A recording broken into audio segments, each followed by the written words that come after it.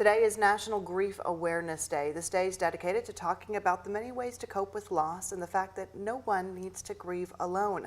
Lisa Pruitt, the Director of Behavioral Health Outreach at UL Health Peace Hospital, is here with us to explain. So Lisa, let's start first with the importance behind this day. Why have a day dedicated to grief? Yeah, well, it's a day to educate, of course, everyone about what is grief, and it's also a day to provide resources to the community. It's a day to reach out to family and friends that possibly have lost a loved one and let them know that they are not alone.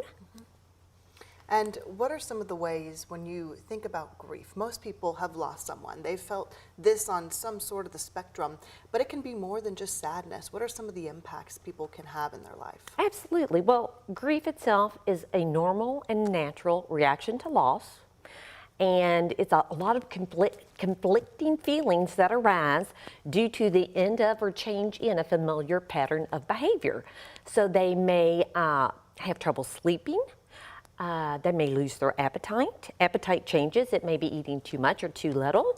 Forgetfulness, confusion, extreme sadness, longing for that individual that is passed.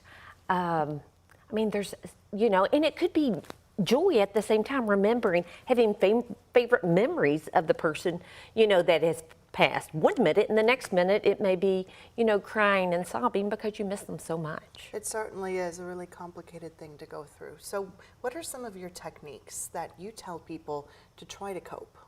Yeah, well, there's positive coping skills and negative coping skills. And one, typically when I'm working with someone, I talk about the negative coping skills first. We call them short-term energy relieving behaviors, things we do instead of dealing with the pain.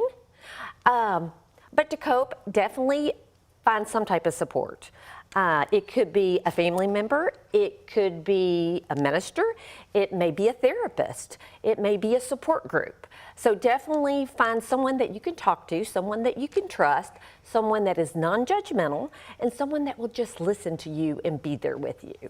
And we only have a few seconds left, Sure. So you have to say them quick, but I want to make sure you're able to share some of those places people can find those support groups. Yes, U of L Health Peace Hospital offers a grief recovery method 8-week group for no cost.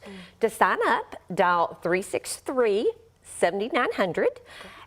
There's also Hospice of Louisville and First Recovery Grief Response. They also offer support group and resources for individuals dealing with loss.